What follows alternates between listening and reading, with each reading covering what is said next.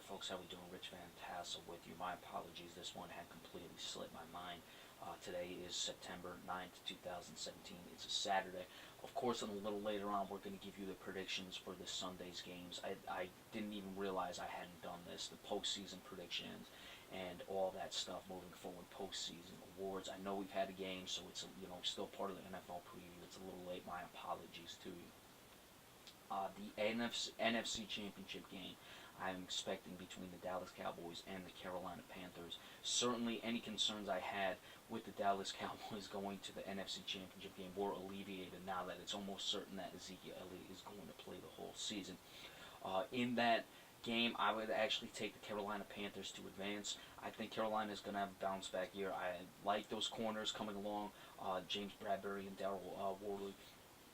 Those guys struggled last year, so they are going to be much better this season, and I think the switch of the offense is going to allow Cam Newton to stay healthy, stay upright, and really flourish in this situation. So NFC Championship game, Carolina Panthers over the Dallas Cowboys. In the AFC, even despite what we saw on Thursday night, I still like the New England Patriots, and I also like the Tennessee Titans. I'm really in love with this Tennessee team. I don't know if I'm going to look like a fool.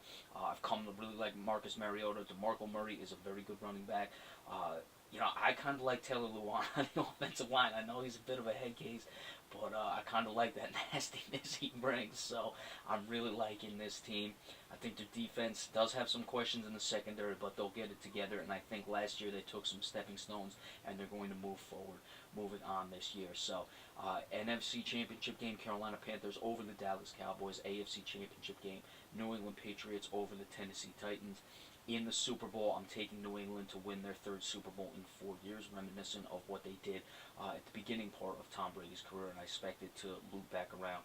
I think if the Patriots win the Super Bowl this year, this will be Tom Brady's last season, kind of begins and ends with a 3 Super Bowl in 4-year run. So there you have it, New England Patriots over the Carolina Panthers in the Super Bowl. As for the postseason awards, I like Dak Prescott to be MVP. I think, especially now, I probably wouldn't have picked Dak Prescott. I guess this has kind of benefited that I didn't do this video. I forgot to do this video. Now that Ezekiel Elliott is playing the whole season, and I had my suspicions he would, I think that's really going to help Prescott. Prescott has looked incredibly sharp in preseason. And, with the emergence of Bryce Butler, I think he's got plenty of weapons to choose from. And you're going to see a spectacular season by Dak Prescott. So look for him to go Rookie of the Year and then MVP the next year. As far as Defensive Player of the Year, tough one. As much as I like Marcus Peters, I'm going to give it to Landon Collins. Landon Collins is sensational. Of course, Marcus Peters is in the conversation. You have other dudes as well. J.J. Watt is always there, though. Injuries can be a bit of a situation. Certainly, Richard Sherman is still up there. Khalil Mack, Anthony Barr is a very good defensive player. So you have that.